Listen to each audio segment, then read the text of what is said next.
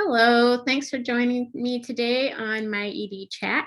I'm Muriel Smith, Executive Director of the St. Louis Area Diaper Bank. And today I have with me Phillip Vander, and Phillip is the Director of Government Affairs for the National Diaper Bank Network.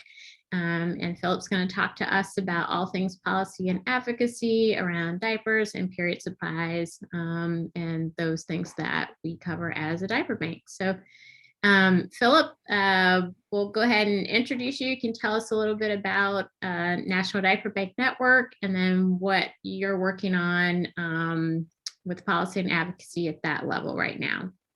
Awesome. Thanks, Muriel. I'm excited to be chatting with you today. I am the Director of Government Affairs for the National Diaper Bank Network and the Alliance for Period Supplies. And basically what that means is I help support all of our more than 300 individual nonprofit organization members across the country, all 50 states, DC and Puerto Rico, in their policy and advocacy work. And so that's both state and federal legislation that I work with folks like you all across the country in trying to, repeal sales taxes on diapers and period products, get funding for diaper banks, period supply banks, or pass legislation that ensures that there are period products available in schools. Those are some of the key issues that we're working on. The National Diaper Bank Network is, a national organization supporting the work of diaper banks, and the Alliance for Period Supplies supports the work of period supply banks across the country and expanding their awesome work, distributing products to individuals who need them and raising awareness about these important issues. So really appreciate all that you do to make that work happen in St. Louis. Yeah, well, you're welcome. Happy to do it. Some exciting things going on right now around both of those worlds that we kind of cover. So can you talk about what's happening at the federal level, the legislation that National Diaper Bank introduced a while back and where that's going and all those types of things?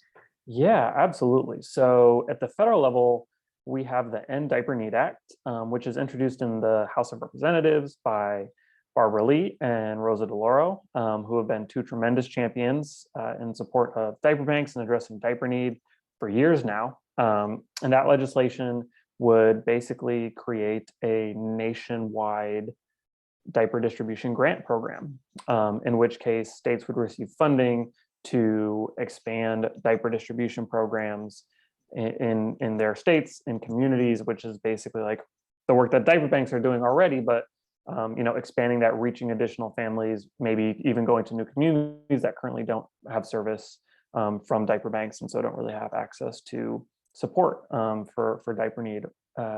And so that legislation has been introduced in the House. In the Senate, Senators Tammy Duckworth, Kevin Kramer, and Bob Casey have introduced a Senate version of that legislation. So that is a bipartisan bill over there in the Senate, which is really exciting. And then all of those legislators and a number of others as well have worked together to support the National Diaper Bank Network and our members in trying to get funding through the appropriations process. And so that's been, really exciting. And, we have worked to try to get funding in like COVID relief packages that Senators Joni Ernst and Chris Murphy have worked on, which has been, really exciting. And while we weren't able to be actually included in those like the CARES Act or the American Rescue Plan Act, there's a lot of really good awareness raising and legislative work that did happen. And so we were actually able to secure for the first time ever back in March, $10 million in funding for a pilot program, a national pilot program regarding diaper distribution. So that was really exciting. We're still waiting to see how that money is going to go out, how that program is going to play out. But it's a really great recognition of the work that diaper banks are doing across the country, and that diaper need is an issue that, while has largely been addressed through donations from philanthropic organizations, individuals, the communities, businesses, that the government sees a role to join those forces and investing in the work of diaper banks and supporting our communities and having the products that they need to be healthy and to thrive. Yeah, that is very exciting. Yeah. There are, there's several hundred of us diaper banks across the country doing this work. And sort of depending upon the kindness of strangers to continue Right. to, or friends, also friends, to help Mhm. us with diaper distribution. And so it'd be great to get a little bit of help from the federal government. So we are all keeping our fingers crossed that this goes through, so that we can be able to serve more families and kids across the country. So let's all like hope that goes through. Absolutely. And the work that diaper banks do obviously speaks for itself, but also when diaper banks are able to, and partner agencies too, right? The other folks who are involved with diaper banks in the community and see the benefits of it are able to speak to their legislators and talk about the issue. We're able to build so much support for those types of policies. So it's been really exciting to see that momentum build over the last few years as people become more aware of the issue and really buying into the fact that it needs to be addressed and that there needs to be investments. So organizations like yourself, I know you have plans to expand and deepen your work, that you are able to receive the investments that you need to reach those different areas and communities.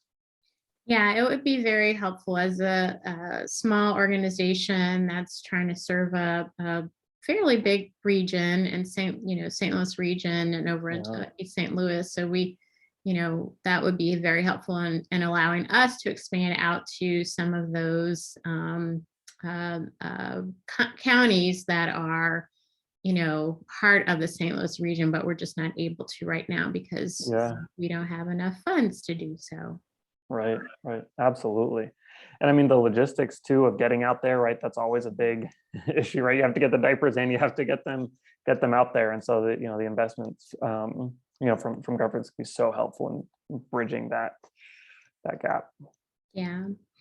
And then what is National Diaper Bank or Alliance for Period Supplies, your sister organization, doing on the period poverty front nationally?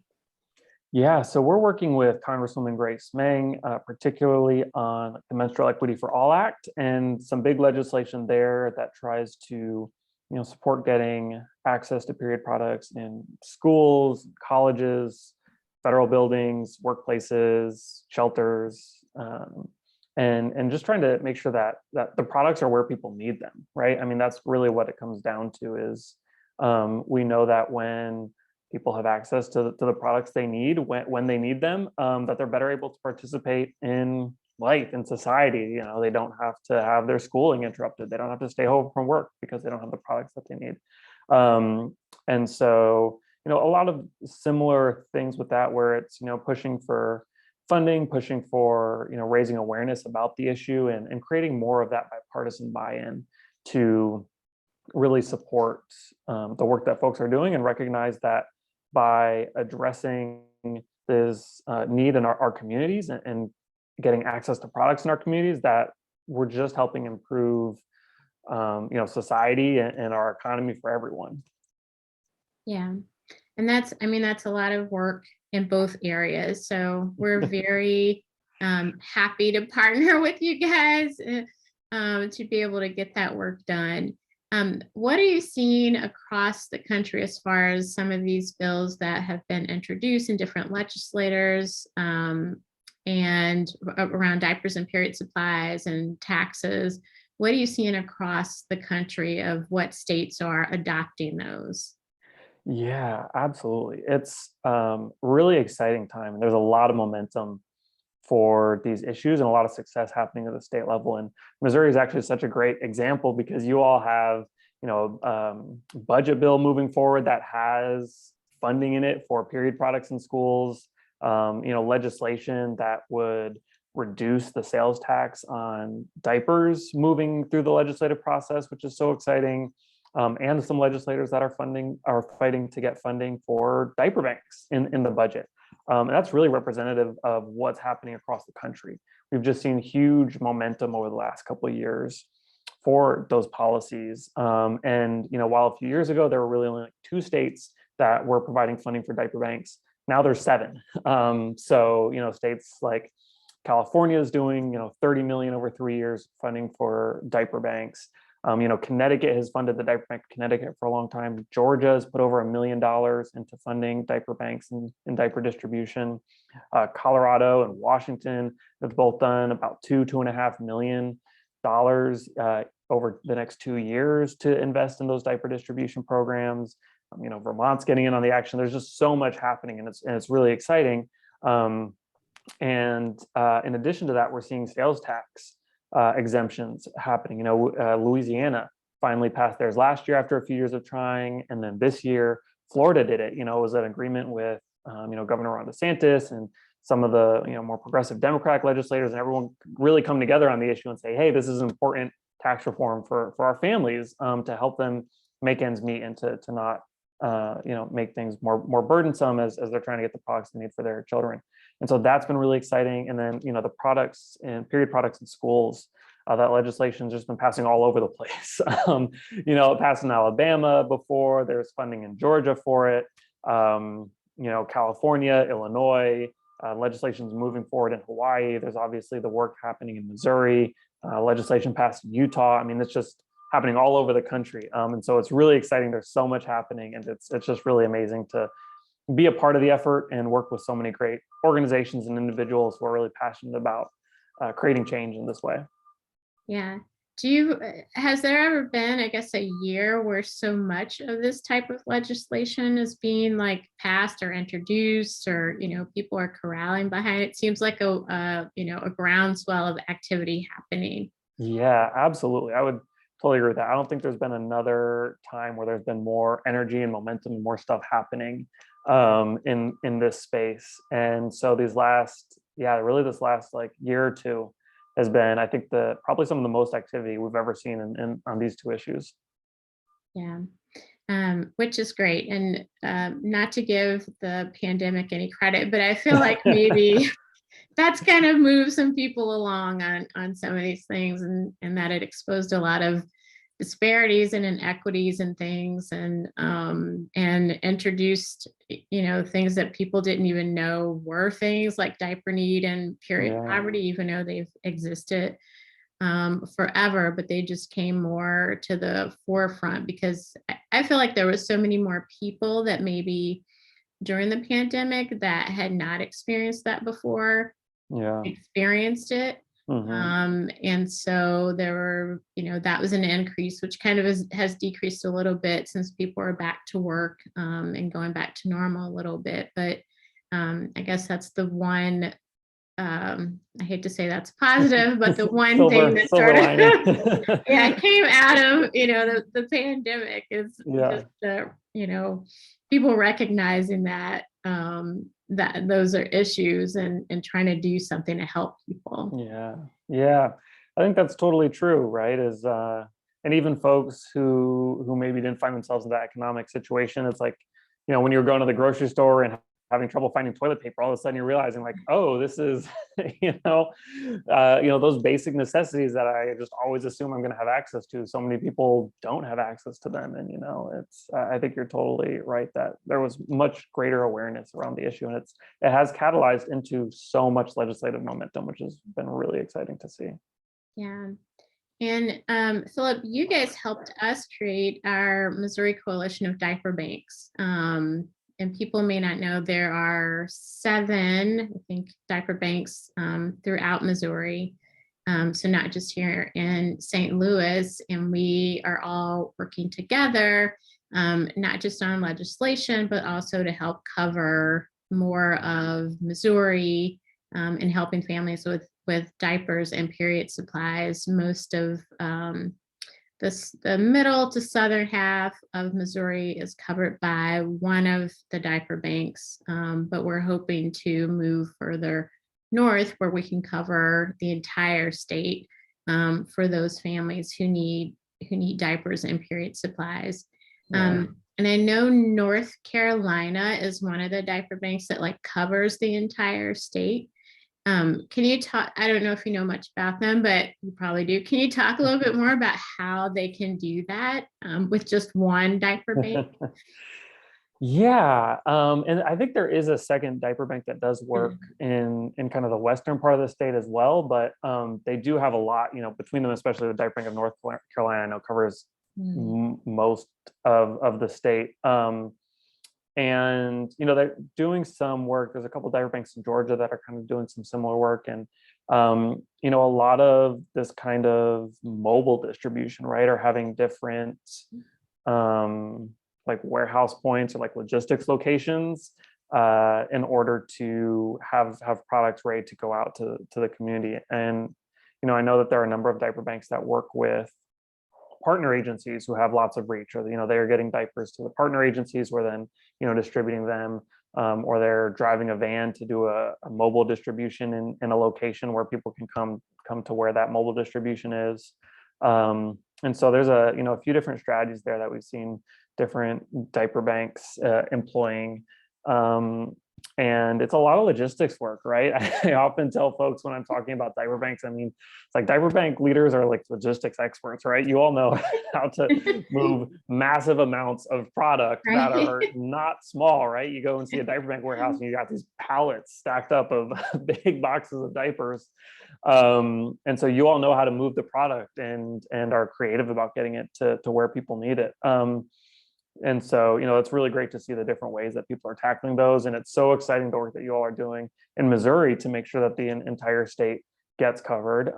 But obviously that's a resource question too, right? You have to have the funding to purchase the diapers. You have to have the funding to run the vans and pay for the warehouse space. And, gas has not been cheap lately. So that's a part of it too. And, have the staff who are driving them out there. So, there's a few different of those types of models happening across the country, and it's really great and exciting to see. But even in states where there is, every county or every kind of region of the state has access to some amount of diaper bank services, it doesn't often penetrate the entire need, right? There's still so much need out there that isn't met. Even though the geographic area is covered, there's still folks that need support, just because the investment hasn't fully been there to create the scale for the diaper bank to reach everyone who has that need. Yeah. So yeah, I think it's great that we have you guys, the National Diaper Bank, to help as a resource to help us sort of figure some of this out and give us information about some of our other diaper banks across the country and how they're doing things and how we can exchange ideas, across organizations, so that we can, because we're all working on the same issue. So, it's great to be able to have, a group of people that are doing the same work as you, and then that you can call and, bounce things off or get information from them and that kind of thing. So, it's great to have all the Missouri diaper banks working together, and to be able to help Missouri out over and into Illinois. So we go over into Illinois a little bit, and then the Kansas City Diaper Bank, Happy Bottoms, goes over into Kansas Right. a little bit. And I think the Diaper Bank of Ozarks dips a little bit into Arkansas. Wow. So, we're, reaching out into other areas outside of the state as well, but we're part of our metro areas. You all do such a good job of communicating across the coalition. It's always great to be a part of those calls and how you all share different ideas and different things that you're working on. And I feel like so much great like innovation and strategy and planning happens in those calls. It's always just great to listen in and learn from you all as you're working together and seeing how you can serve the entire state and beyond, like you were just saying. It's really exciting. Yeah. Well, thank you. Appreciate that. Well, Phillip, thanks for joining me today. I appreciate it, giving us some information about policy and advocacy items around diaper need and period poverty and what's happening across the country and in Missouri, on all of those fronts. And we will continue to remain hopeful that Missouri will pass we'll keep our working bill on it here. And that we'll be able to get, some of our people relief on taxes and some more period supplies into the schools, and that on the federal level we can get some funding so that we can all continue our work and hopefully be able to expand. So thanks for joining me today. I appreciate Absolutely. Oh, thank you. Always so good to talk to you, Muriel. Thanks for having me. it. Bye, everybody. Bye-bye.